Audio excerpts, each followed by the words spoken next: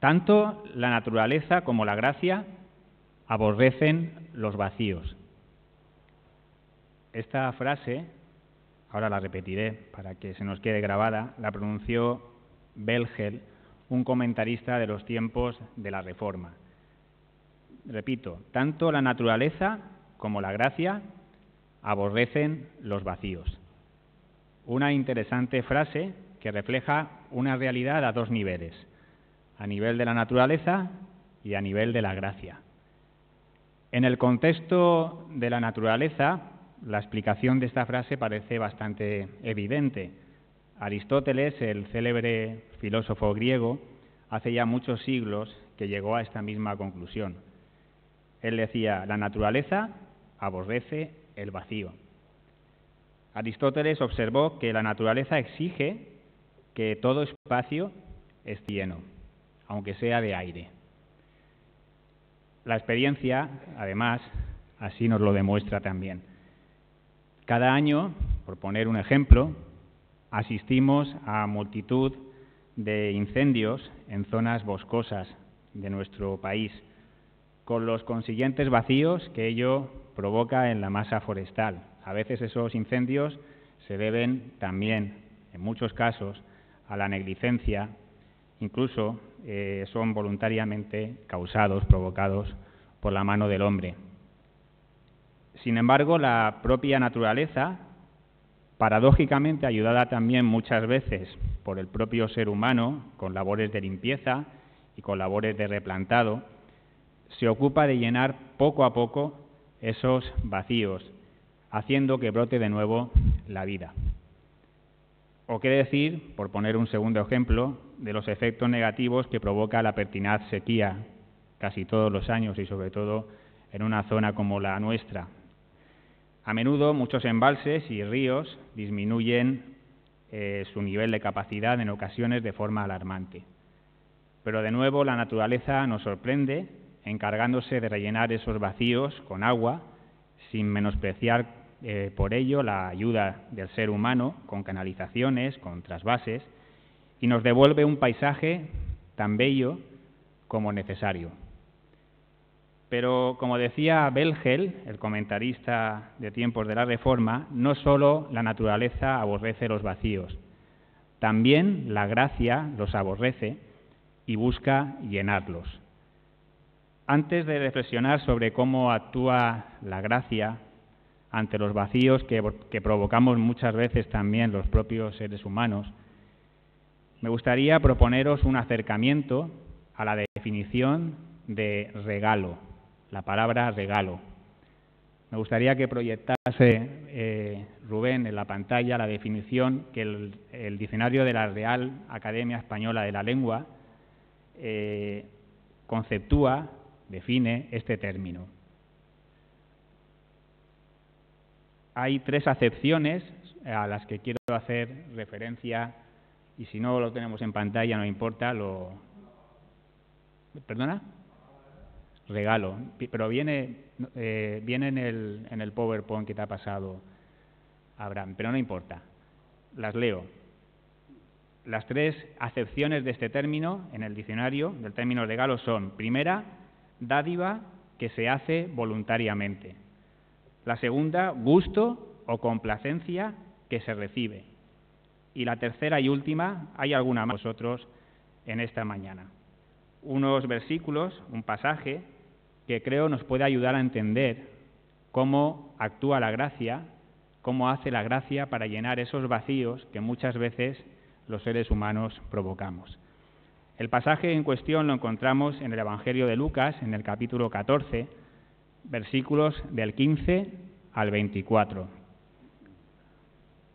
Podéis buscarlo, me voy a basar en la versión Reina Valera de las Biblias de tapa negra que tenéis en los bancos.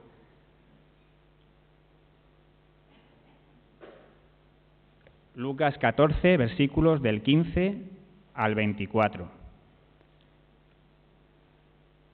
La palabra del Señor: oyendo esto, uno de los que estaban sentados con él a la mesa, le dijo: bienaventurado el que coma pan en el reino de Dios. Entonces Jesús le dijo: Un hombre hizo una gran cena y convidó a muchos. Y a la hora de la cena envió a su siervo a decir a los convidados: venid, que ya está todo preparado. Y todos a una comenzaron a excusarse. El primero dijo: he comprado una hacienda y necesito ir a verla. Te ruego que me excuses. Otro dijo: he comprado 5 yuntas de bueyes y voy a probarlos. Te ruego que me excuses. Y otro dijo: acabo de casarme y por tanto no puedo ir. Vuelto el siervo, hizo saber estas cosas a su señor. Entonces, enojado el padre de familia, dijo a su siervo: ve pronto por las plazas y por las calles de la ciudad y trae acá a los pobres, los mancos, los cojos y los ciegos. Y dijo el siervo: Señor, se ha hecho como mandaste y aún hay lugar. Dijo el Señor al siervo: ve por los caminos y por los vallados y fuérzalos a entrar, para que se llene mi casa. Porque os digo que ninguno de aquellos hombres que fueron convidados gustará mi cena. Este pasaje viene precedido por 3 escenas anteriores, también en este capítulo 14, referidas al mismo banquete al que había sido invitado Jesús por un gobernante fariseo. Me gustaría leerlas también para que nos sirvan también de contexto. Hay una primera escena, que son los primeros 6 versículos. Dice: aconteció un día de reposo, que habiendo entrado para comer en casa de un gobernante que era fariseo, estos le acechaban. Y he aquí estaba delante de él un hombre hidrópico. Entonces Jesús habló a los intérpretes de la ley y a los fariseos, diciendo: ¿es lícito sanar en el día de reposo? Mas ellos callaron. Y él, tomándole, le sanó y le despidió. Y dirigiéndose a ellos, dijo: ¿quién de vosotros, si su asno o su buey cae en algún pozo, no lo sacará inmediatamente, aunque sea en día de reposo? Y no le podían replicar a estas cosas. La segunda escena viene a continuación, son los versículos del 7 al 11.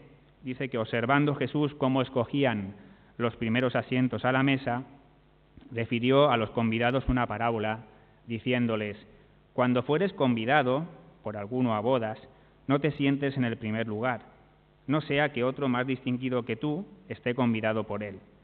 Y viniendo el que te convidó a ti y a él, te diga: da lugar a este, y entonces comiences con vergüenza a ocupar el último lugar. Mas cuando fueres convidado, ve y siéntate en el último lugar, para que cuando venga el que te convidó te diga: amigo, sube más arriba. Entonces tendrás gloria delante de los que se sientan contigo a la mesa.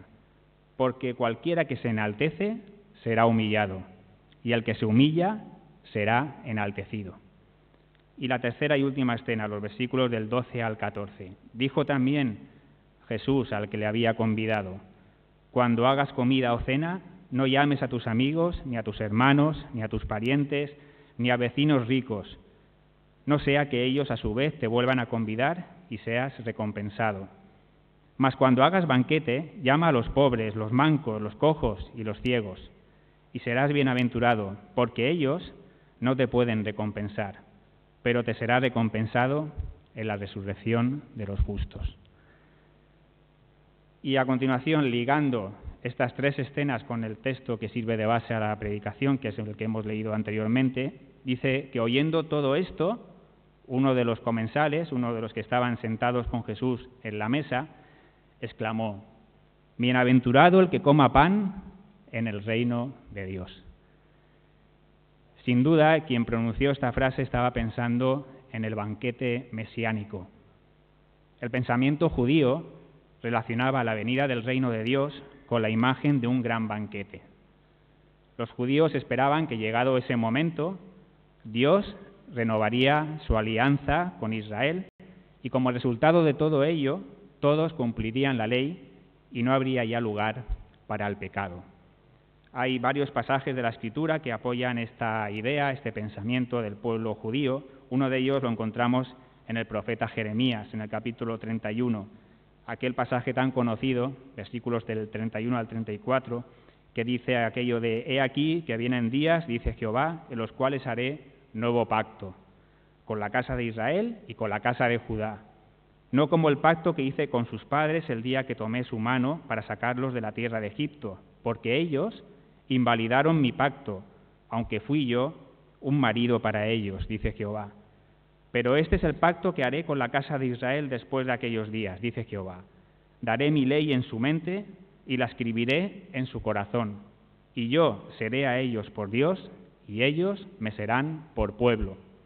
Y no enseñará más ninguno a su prójimo ni ninguno a su hermano, diciendo, conoce a Jehová, porque todos me conocerán, desde el más pequeño de ellos hasta el más grande, dice Jehová, porque perdonaré la maldad de ellos y no me acordaré más de su pecado.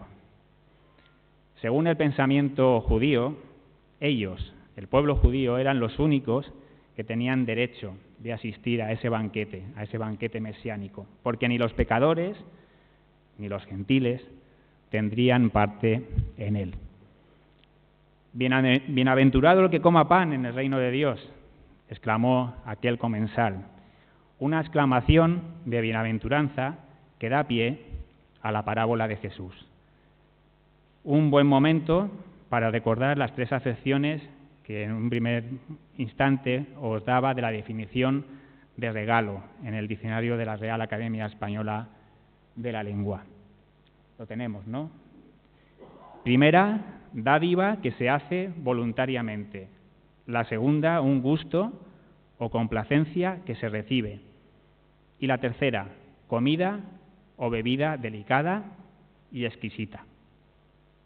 Estas tres acepciones del término regalo las recogen ya los versículos 16 y 17 del Evangelio de Lucas, capítulo 14, en el pasaje central de esta mañana. Entonces Jesús le dijo, un hombre hizo una gran cena y convidó a muchos, y a la hora de la cena envió a su siervo a decir a los convidados, venid, que ya está todo preparado. En Palestina, cuando se hacía una fiesta, se anunciaba la fecha con mucha antelación y se enviaban las invitaciones a todos los que iban a estar presentes para que se confirmara precisamente su asistencia. Pero no se decía a la hora de la celebración del banquete o de la fiesta, de forma que cuando llegaba el día y todo estaba ya preparado, el dueño de la casa, el anfitrión, encargaba a sus siervos que lo hicieran saber a los que estaban invitados para que acudieran a la fiesta, al banquete. Nos encontramos aquí, siguiendo la definición de regalo, con una dádiva que se hace voluntariamente, en primer lugar, que es la invitación que el dueño de la casa hace a muchos, dice el texto, para que asistan a su banquete. Implícitamente nos encontramos también con un gusto o complacencia, la segunda acepción del término regalo, un gusto o complacencia que se recibe, en este caso por parte de esos invitados, ya que el texto no dice que ninguno de ellos rechazaran de primera mano la invitación. Y en tercer lugar, pero no por ello menos importante, nos encontramos, al hablar el texto de una gran cena, podemos vislumbrar una comida o una bebida delicada y exquisita, que formaría sin duda parte de ese banquete. El anfitrión de la casa es Dios. Los muchos invitados que en un principio fueron llamados a ese banquete eran los judíos, el pueblo judío, y la gran cena representa el banquete mesiánico, ese banquete que ansiaban a lo largo de la historia todos los que formaban parte del pueblo judío. Hasta aquí todo parece en orden, pero lo cierto es que, como dice el texto y dice la parábola, llegados el día y la hora de celebración del banquete, cuando está todo ya preparado y es requerida la presencia de los invitados por el siervo del anfitrión, estos deciden no asistir, a pesar de haber aceptado en un principio la invitación. Como digo, a lo largo de la historia, los judíos habían esperado con ansiedad la celebración del banquete de Dios, de la intervención de Dios en la historia. Pero llegado el día de celebración de ese banquete, hacen un vacío a la gracia de Dios.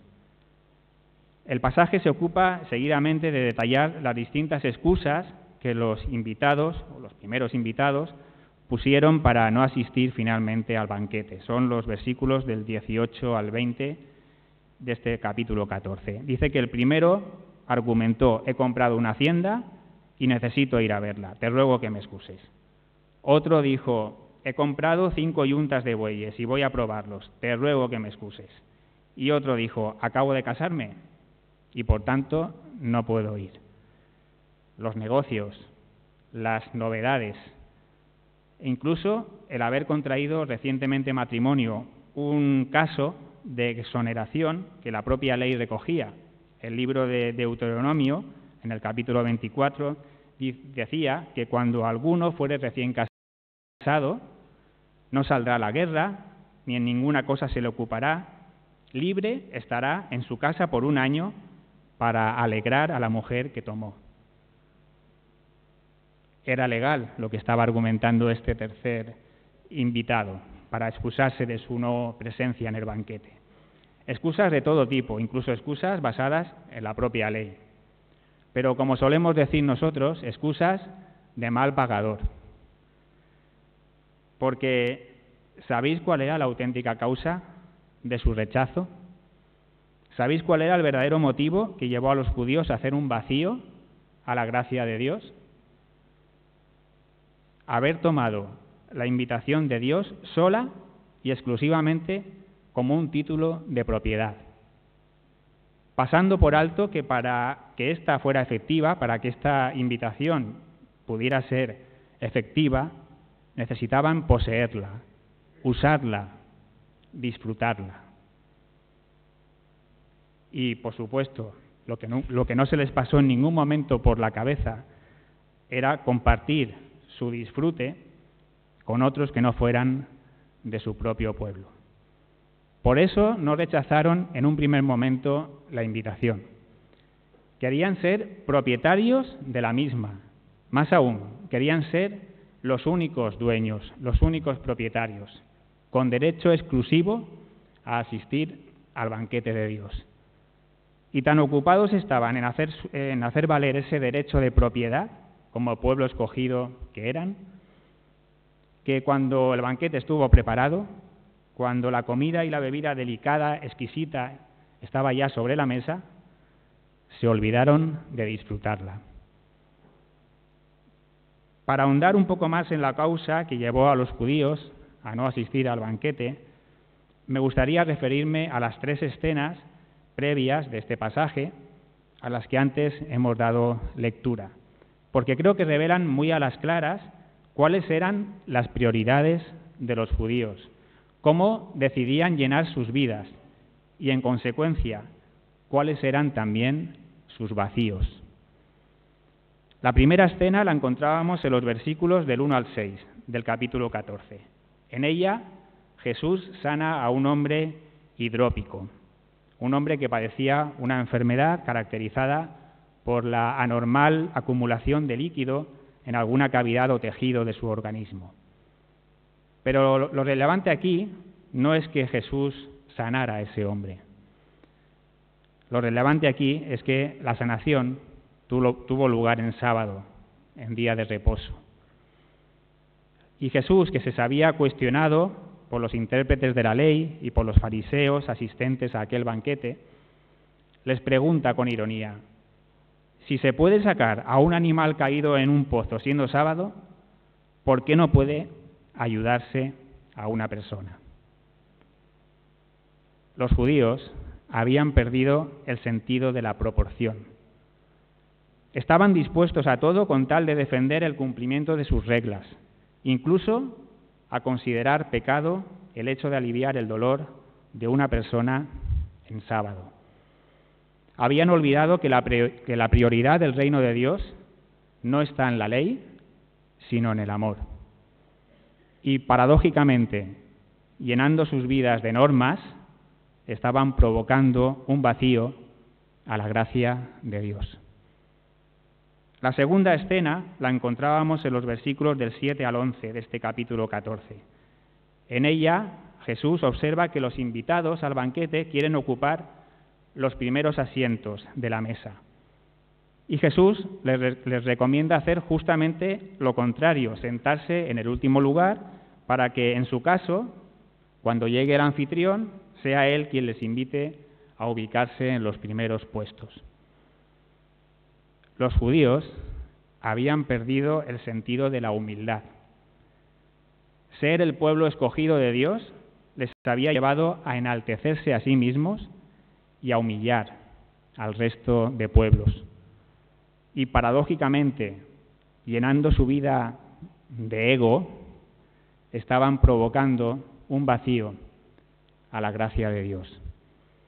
Y la tercera escena, la que recogen los versículos del 12 al 14, nos presenta a Jesús dirigiéndose al gobernante fariseo que le había invitado a aquella comida.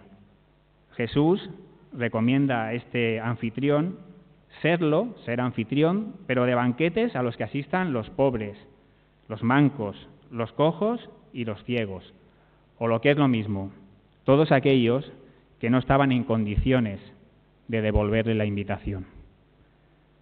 Los judíos habían perdido el sentido de la generosidad. A menudo invitaban a otros a sus banquetes para demostrar su ostentación y, de paso, abrirse las puertas para asistir como invitados a otros futuros banquetes que pudieran hacer sus comensales. Y, paradójicamente, llenando sus vidas de vanidad, estaban provocando un vacío a la gracia de Dios. A lo suyo vino y los suyos no le recibieron. Nos recuerda el evangelista Juan en el capítulo 1, hablando de la persona de Jesús.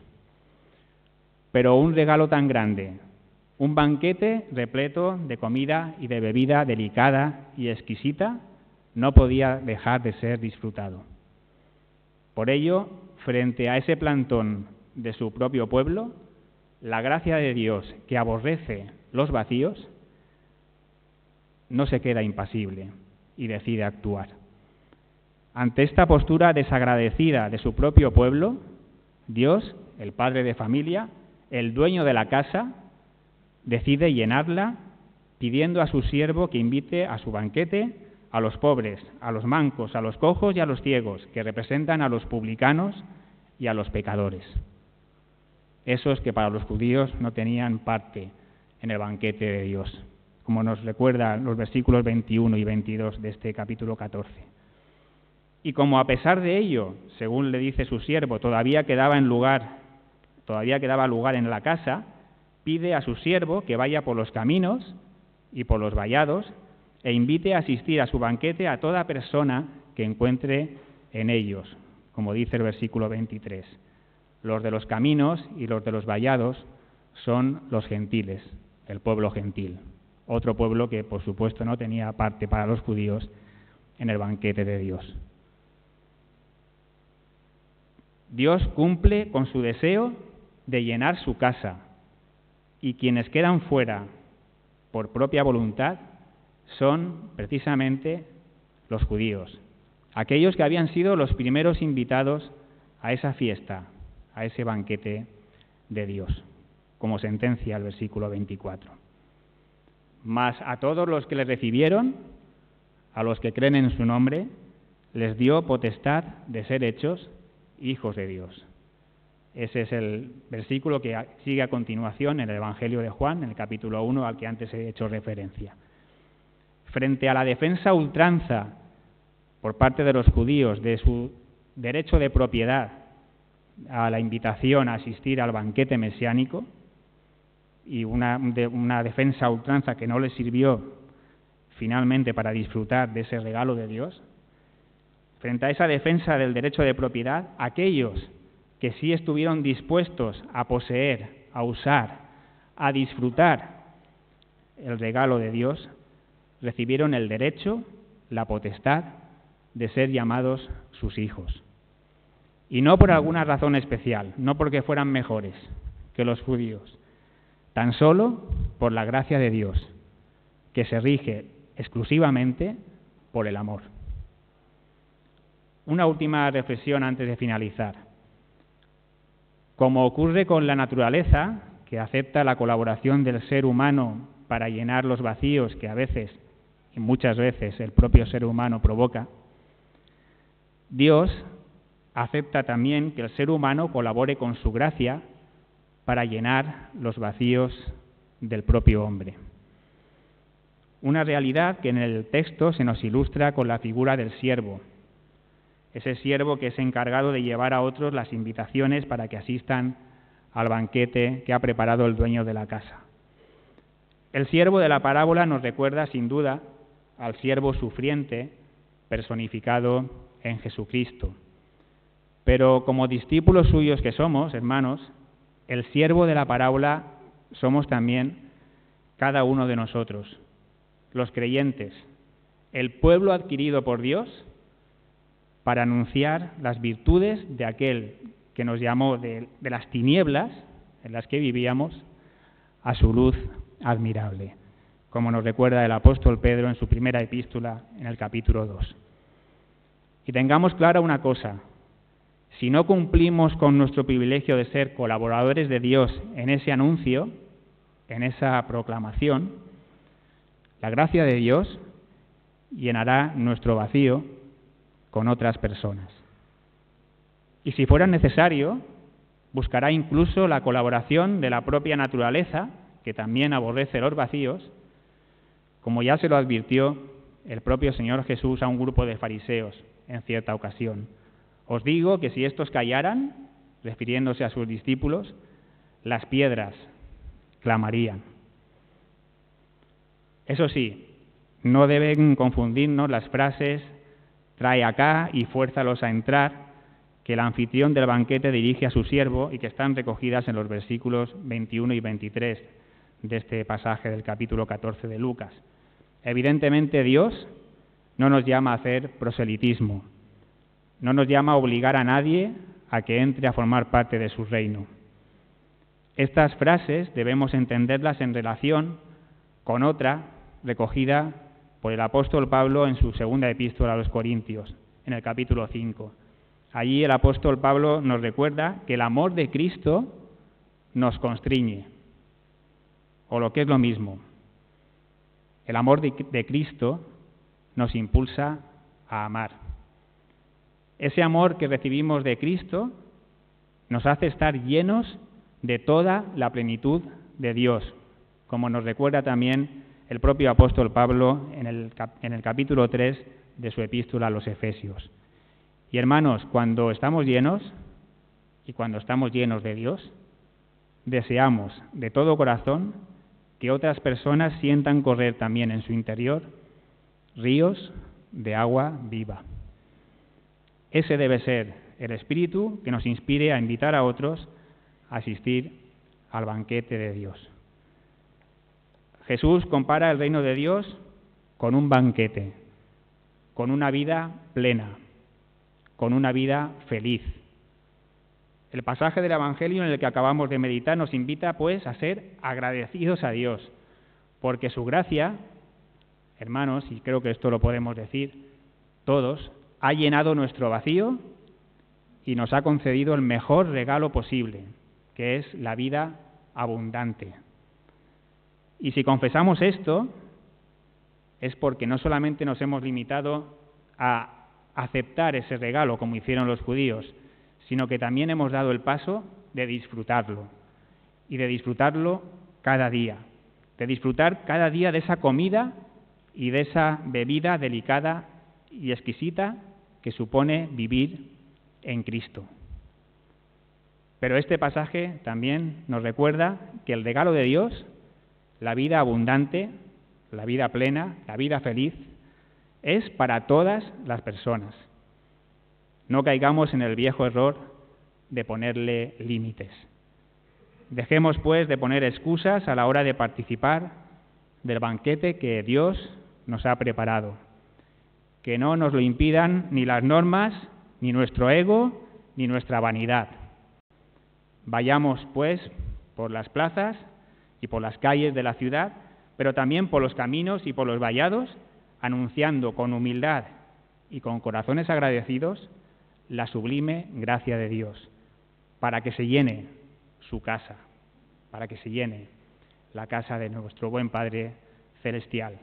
Y nunca olvidemos, hermanos, que su gracia no atiende ni a méritos ni a razones,